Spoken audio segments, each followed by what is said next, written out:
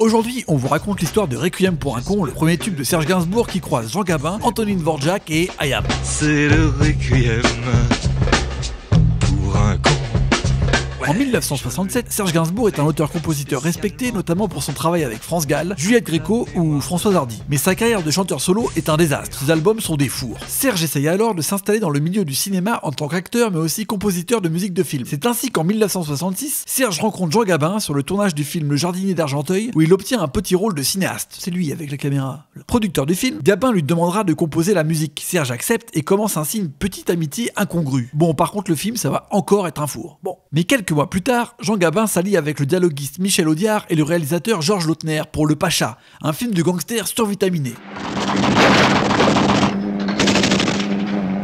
Gabin est encore vénère contre Georges car ce dernier l'avait évincé de son énorme succès, Les Tontons Flingueurs, en 1963. En gros, le réalisateur lui avait préféré Lino Ventura parce qu'il était moins chiant. Bon, bah, ça arrive. Hein? Qu'est-ce que t'en penses? Dis pas non. Pour se venger, Gabin demande que son nouveau pote Serge soit intégré au film en tant que compositeur, mais aussi en tant qu'acteur dans son propre rôle. À cette époque, Serge Gainsbourg est débordé. Il propose alors un unique morceau qu'il a réalisé quelques semaines auparavant avec son arrangeur Michel Colombier. Nommé Requiem pour un con, il ouvre avec un break de batterie dévastateur qui servira de ponctuation tout au long du film.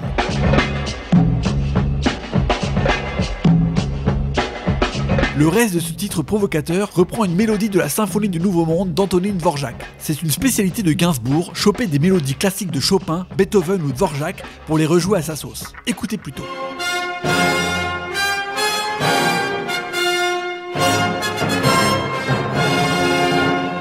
C'est très adapté quoi. En novembre 1967, Gabin et Gainsbourg tournent cette scène iconique en studio où Serge répète devant un Gabin tendu qui va embarquer un des musiciens. Les deux acteurs vont se croiser mais à peine s'adresser la parole. C'est la dernière fois qu'on les voit ensemble à l'écran. Le film sort en mars 1968, quelques semaines avant le mouvement de mai. La tension est au max et le film va faire polémique. Les censeurs détestent la vision de la police, violente et sans pitié qu'offre le personnage de Jean Gabin. Pourtant, c'est d'actualité. Mais ils détestent encore plus la chanson titre de Serge, vulgaire et obscène. À sa sortie, le film est interdit aux moins de 18 ans et le morceau Requiem pour un con sera lui carrément interdit de diffusion en radio. Gabin appelle Serge pour lui dire « Je crois que les censeurs se sont sentis visés par tes paroles. » Pauvre con.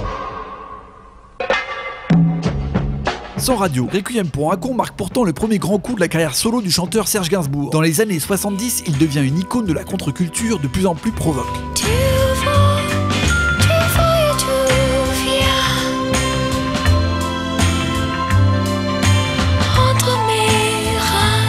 En 1991, le groupe I.Am reprend le fameux break de batterie de Requiem pour un con dans un de ses premiers morceaux, Hold Up Mental, au début du rap français.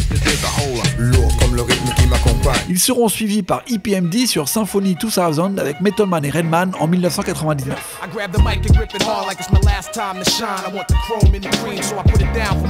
Ouais, ils ont juste pris ce petit truc là, c'est tout. En 1991 aussi, seulement quelques jours après le décès de Serge Gainsbourg, Requiem pour un con ressort dans une version remixée électronique et funky, ponctuée du rire tonitruant du chanteur. Le morceau est alors énormément joué en radio et entre directement dans le top. Serge s'est vengé, avec Jean Gabin à ses côtés, et Antonine Dvorak, et un peu I.Am aussi. Et EPMD en fait, Michel Audiard, ouais. Bon, un peu tout le monde quoi. Mini